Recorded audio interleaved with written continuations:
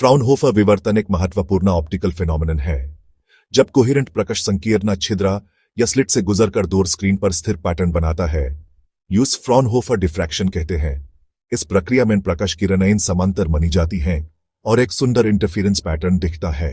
3 मुख्य प्रकार हैं: सिंगल स्लिट, डबल स्लिट और डिफ्रैक्शन ग्रेटिंग। सिंगल स्लिट में मिनिमा की शार्ट असिंथ इक्वल साइन NL होती है। डबल स्लिट में इंटरफेरेंस और डिफ्रैक्शन दोनों इफेक्ट्स मिलते हैं। डिफ्रैक्शन ग्रेटिंग में कई स्लिट्स होने से शार्प स्पेक्ट्रल लाइंस बनते हैं। सेटअप में कॉलिमेटिंग लेंस से प्रकाश को समांतर किया जाता है और कलेक्टिंग लेंस के फोकल प्लेन में स्क्रीन रखी जाती है। इंटेंसिटी का वितरण थीटा इक्वल्स I नॉट सिने बेटा बाय बेटा होल स्क्वायर के फॉर्मूला से मिलता है। सेंट्रल मैक्सिमम सबसे 14 और तीव्र होता है। डिफ्रैक्शन ग्रेटिंग में प्रिंसिपल मैक्सिमा की शार्ट डिसेंट इक्वल साइन NL है। एंगुलर डिस्पर्शन और रिजॉल्विंग पावर के फॉर्मूलाज इंपॉर्टेंट हैं। अनुप्रयोग में स्पेक्ट्रोस्कोपी, प्रकाश की तरंगदैर्घ्य का निर्धारण और सूक्ष्म वस्तु का आकार ज्ञात करना शामिल है। फ्राउनहोफर और फ्रेस्नेल डिफ्रैक्शन में मुख्य अंतर यह है कि फ्राउनहोफर में वेव फ्रंट्स प्लेने होते हैं और पैटर्न शार्प मिलता है।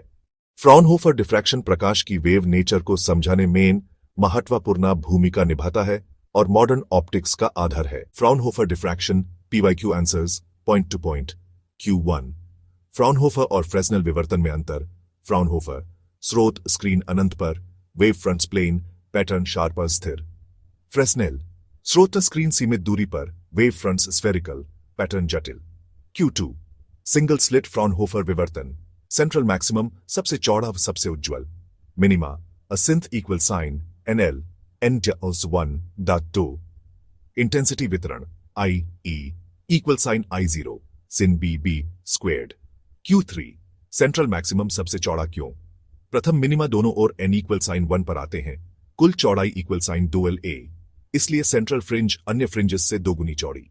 Q4 प्रथम न्यूनतम की स्थिति कंडीशन ए सिंथ equal sine lambda N equal sine 1। Q5